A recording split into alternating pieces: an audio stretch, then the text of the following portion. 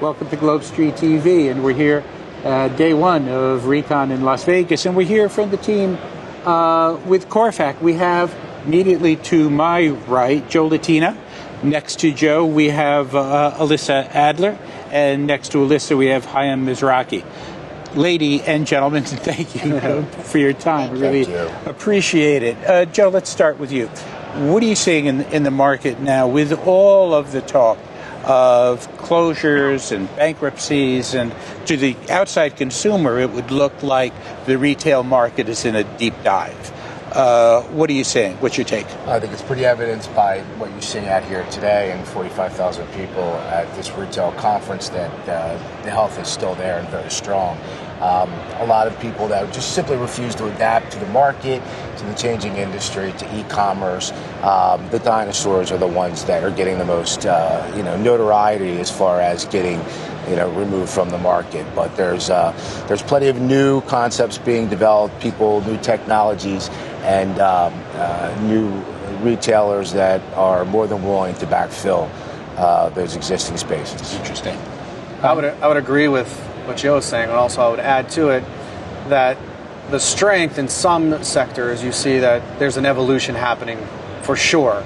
Fresh and Easy obviously is one we can easily point at in communities here in Las Vegas and others. They came in and now they're gone, and some of those spaces are being adapted to other uses. But I think it's more the store closings is a sign of the times of some retailers failing to adapt to technology and e-commerce. Mm-hmm. And a lot of it, frankly, can be attributed to just plain old traditional bad management, sure, right? In certain cases. So I'd like to add one more thing to that. What we're seeing is, in addition to some of the retailers not adapting to the trends, the footprint of some of the stores are shrinking, and the traditional retail boxes that have been built aren't modeled in a way that you can easily subdivide them. So you start to have frontage issues for some of the bigger boxes. Right. And so that's where some of the creativity is going to have to come in the future of retailing to readapt. So I don't know that it's unhealthy, but it's a definite change in the structure. Which leads us into the second question. What are you seeing in terms of more creative reuses of the spaces that have been left behind? So on the boxes that you'd mentioned, we've seen call centers come in and take over. Big open space, a lot of parking. You run into some issues with occupancy clauses with that. If you don't have a big retailer, some of the smaller shops can exit the center. But we have seen those. We've seen gyms take over some of those too. We're also seeing in our market medical. Yeah. So there's a new trend, and I think that goes to what you were saying with the parking. Yes. It's hard for them to find parking in many office complexes, so they're looking at retail now. We have talked so much, and we have talked so much about the customer experience to the point that it's almost a cliche at this point. Who are you seeing who is really great adapters of the customer experience in some of the adapted, reused spaces that we're talking about? So I would say Toys R Us is an example of one where they put rock climbing walls now in their stores.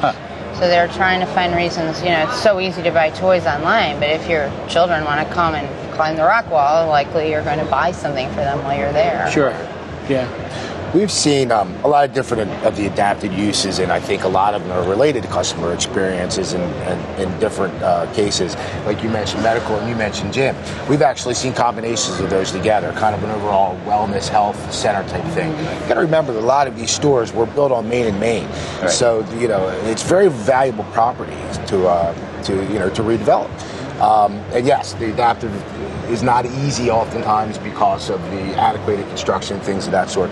But we've seen even cases where the fronts were cut off of these things and they were demalled, where it turned outside, where certain stores will line up and you get the exposure of the frontage, and then take one of those adapted uses in the back, like a gym, like a healthcare kind of scenario.